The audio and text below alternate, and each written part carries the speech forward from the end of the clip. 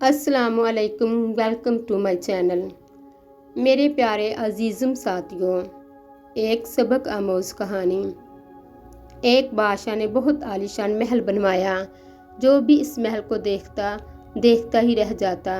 محل نہیں تھا، جنت کا ٹکڑا تھا۔ غرض کے جو بھی آتا اسے دیکھ کر حیران رہ جاتا، مگر بادشاہ نے عجیب شرط رکھ دی۔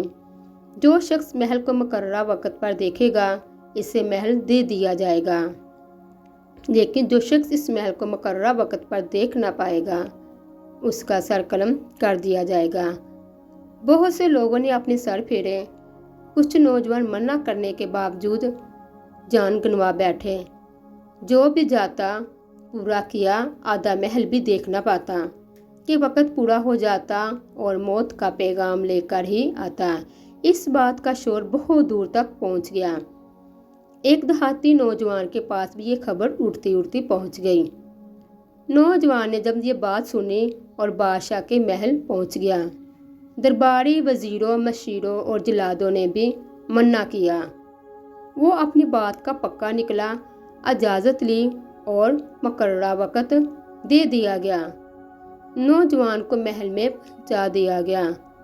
نوجوان نے ایک سرے سے لے کر دوسرے سرے تک در و دیوار اور راہداریاں، رنگ برنگے بلب، فانوس، صوفے، تالاب، ہاؤس، باغ، چھوٹے چھوٹے راستے سخت وقت میں دیکھ لیے اور مقررہ وقت ختم ہونے سے پہلے بادشاہ کے سامنے پیش کر دیا گیا۔ بادشاہ سب درباری خاموش ہو گئے۔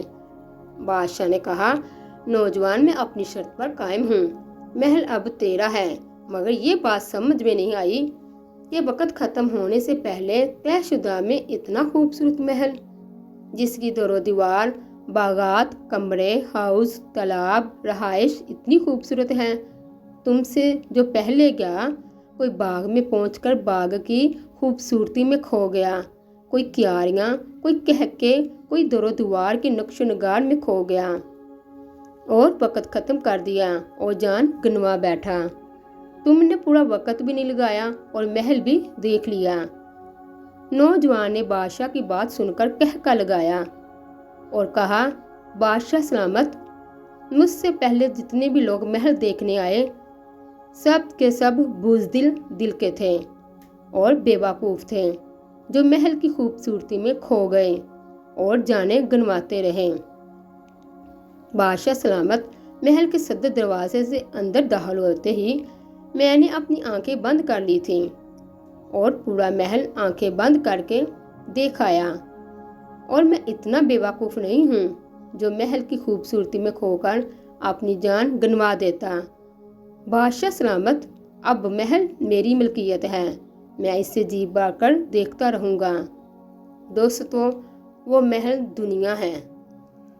بادشاہ وہ کریم ذات ہیں اور محل کی خوبصورتی میں کھو جانے والے ہم انسان ہیں، اور ہلکی پھلکی آنکھیں بند کرنے والے عقل مند انسان ہیں، جو اس دنیا کی خوبصورتی میں کھو نہیں جاتے بلکہ بامقصد زندگی گزار کر اللہ کے حضور پہنچ جاتے ہیں۔